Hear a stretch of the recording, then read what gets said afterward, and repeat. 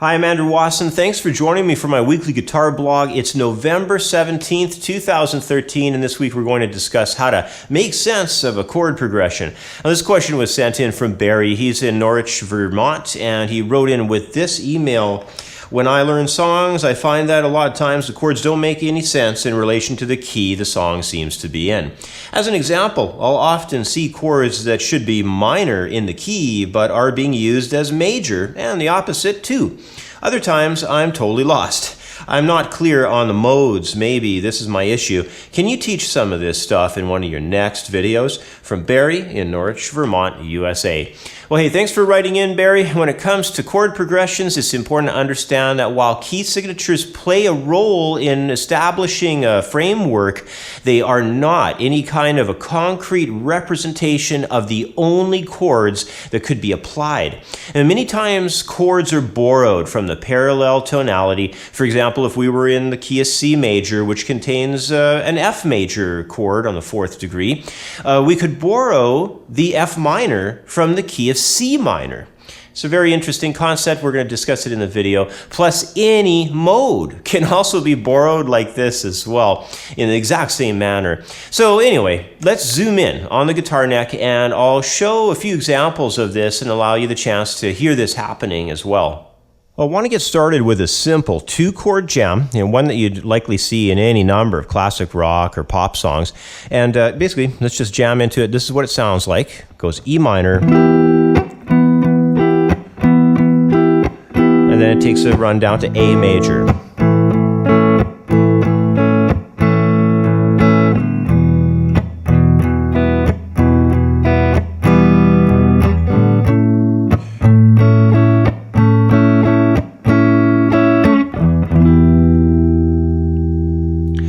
So the idea here, is that this jam is going to be similar to a lot of different kinds of vamps that you find in a tune, probably something more similar to what you might find in a verse section of a song, actually. But, say you were asked by those in your band to play some filler licks around these couple of chord changes.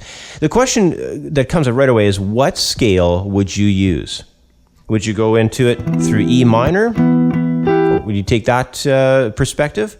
Or is this jam maybe in the key of A major? Or is it maybe a simple 2-5 movement from the key of D, but it never goes to the D chord? That's another aspect. So give you a chance to think about that for a moment. Is it E minor? Is it A major? Or is it D major? Well, if you said D major, you'd actually be correct. But instead of playing, D major scales for your licks and your runs, you'd be better off focusing upon the E minor chord and just maybe even starting off with some simple E minor pentatonic ideas.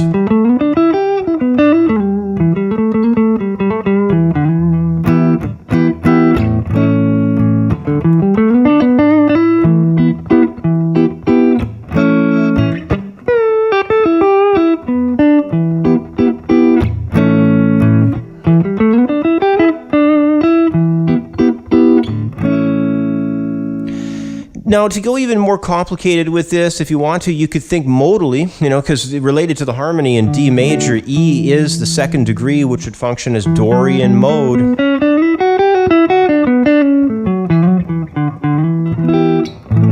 And that would be a more targeted way of playing over these changes. But it takes analysis ability. You have to be able to look at these chord changes and start determining, well, where could these chords function from? And there's not a lot going on. It's just an E minor and an A major. And you have to be able to use your ears and any theoretical knowledge that you have. And then you have to do what we could just call the hunt and peck method, or the testing and operating method, whatever you want to call it. And then you can, eventually you'll stumble upon, just by simply attempting things with either the major or minor pentatonics off the different chords, you'll stumble upon what would be the best direction. So that's my first example. Next, let's expand on this idea further by going ahead and adding in the tonal center chord. It's that D major chord from the progression's key center. So here's our next jam. It goes like this.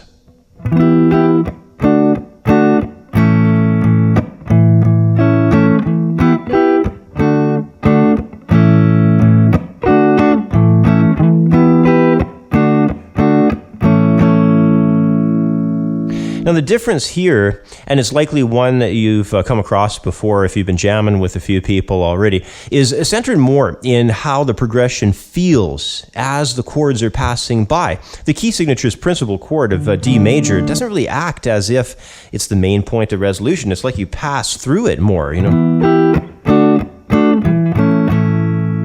So instead we're hearing the emphasis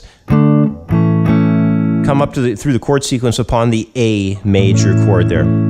And the issue once again becomes one of really, you know, what can be used for playing licks around a chord progression that does not seem to offer resolution into the primary tonic chord of the obvious key signature here, which would be D major. Well, once again, it's essentially, you know, looking at it from the perspective like we had with the last progression on the modes perspective, because we can use that A major chord as our focal point because it sounds like it's behaving that way. And if we wanted to, we could just use A major pentatonic to roll through and tackle into that sound of that A. Hear that?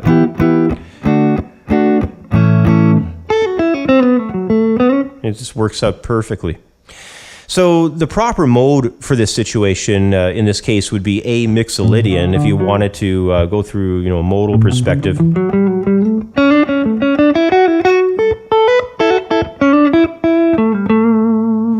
But there's still more to this yet. See, we also have the sound character of that E minor up front at the you know, opening of the jam there. It does offer some traction, you know, to this set of chords, so we shouldn't really completely write off the possible use of some kind of a direction with E minor.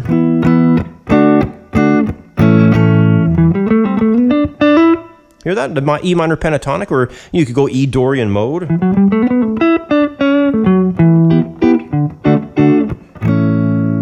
It's all the same notes, you know. E Dorian's the exact same thing as A mixolydian, and you know that's the exact same thing as D major, but it's being able to shift your perspective. You know, that's the thing about modes that I think a lot of students really overlook. They just think, it's all the same notes, I don't have to really study anything. Well, it's not that simple. You know, like when you focus in on a certain tone, like if I focused in on E, you know, my mind thinks differently. I'm thinking E minor pentatonic. I might even, you know, race through some E minor 7 arpeggio. If I'm focusing off A, I'd be thinking, you know, A major pentatonic, or maybe even A dominant 7th arpeggio.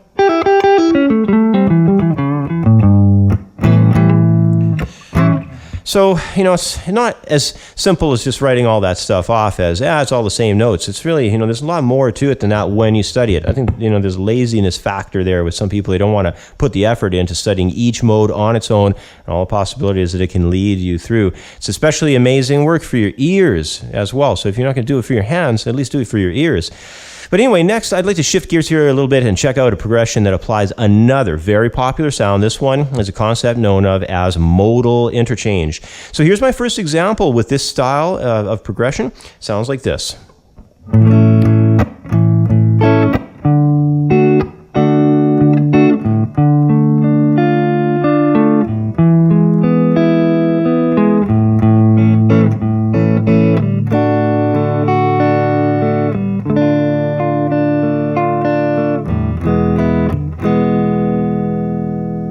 Now in this scenario, the main key signature is quite obviously focused on that A and the A major sound. This is most evidently clear to us here through the 1-4-5 series of chord movements in this pattern. You know, we've got an A major, we go to D, we have an E at the end, pulling us back to A. So, you know, there's your 1-4-5. Now the chord that really jumps out at us here though is the D minor. You know, there's that shift in quality that happens from the D major perspective and then all of a sudden D minor. You know, and then we have the E major show up, and it's a very interesting sound. Now that D minor, anyway, it's a minor 4 chord, it's a modal interchange chord, and it's borrowed from the parallel key of A minor. So even though we're in the key of A major, we're borrowing the D minor chord from the parallel running A minor harmony. It's still functioning in the overall harmony as a 4 chord, but obviously the chord's quality is shifted, which also means that if you need to compose a melody for these chord changes, or if you're asked to improvise over this set of changes, you'll have to cover the D minor chord with either something like, you know, straightforward like a D minor arpeggio, or with the full 7-tone A natural minor scale. So if you experiment with the chord changes and get a handle on the ways that you most prefer playing through them to apply melody, it's a really good workout. You know, in this case, again, you can make some sounds with A major. There's our D major, still A major sounding though. Then when D minor comes in, and then you're going to drift back to A major again for the E major chords, you know, coming in. So you have to experiment with it, practice it, create some jam tracks, and get going on that aspect. But it's a lot of fun to mess around with, especially when you start getting some, you know, success happening with it. But anyway, in my final chord progression, I'm going to roll up another very popular set of chord changes that just so happen to once again fall within the scope of the process known of as modal interchange. Now let's start off with hearing this set of chord changes going by. The progression goes like this.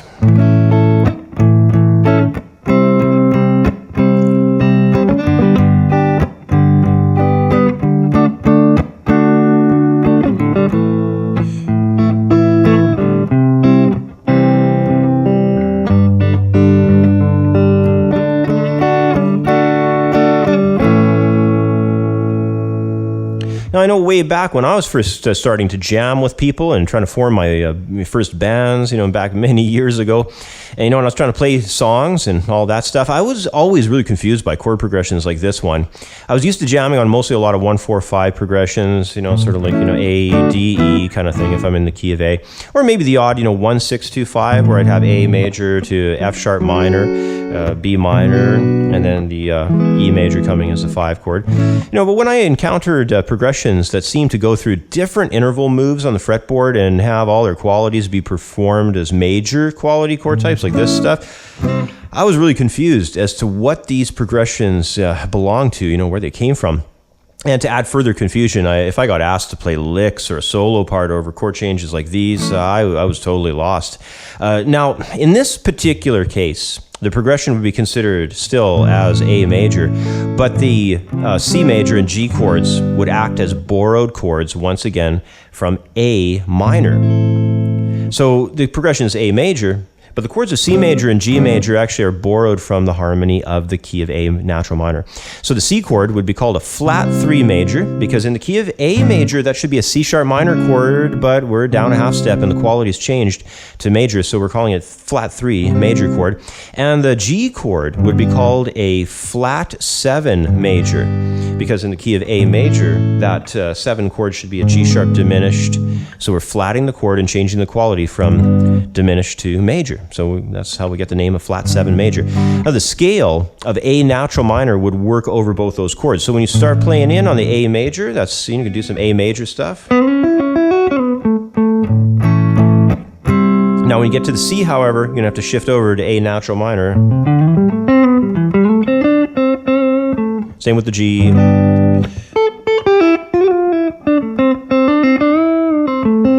And then when the D comes back, you're back on A major again.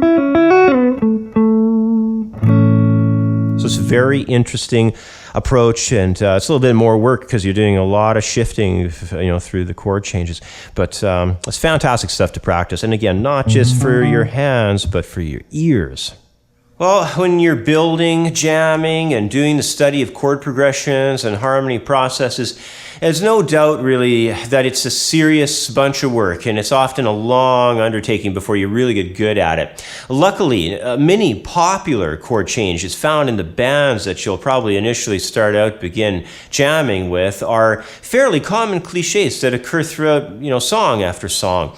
But overall, the analysis of the chord changes that you play through is one of the most important aspects separating basic rhythm guitar players from the lead players. Now, if you're not the type of player to study harmony, scales, and improvisation and all that, you probably won't go past just jamming on rhythm guitar. And that's fine if you want to stay there. But if you follow up on your harmony and theory, study your scales, arpeggios, as well as improvisation practice, you'll actually start to look forward to all the different kinds of chord progressions that exist out there. Anyway, that's about all the time I have for today. As always, thanks for watching. Have yourself a great week, and I'll catch up with you next time. Bye for now.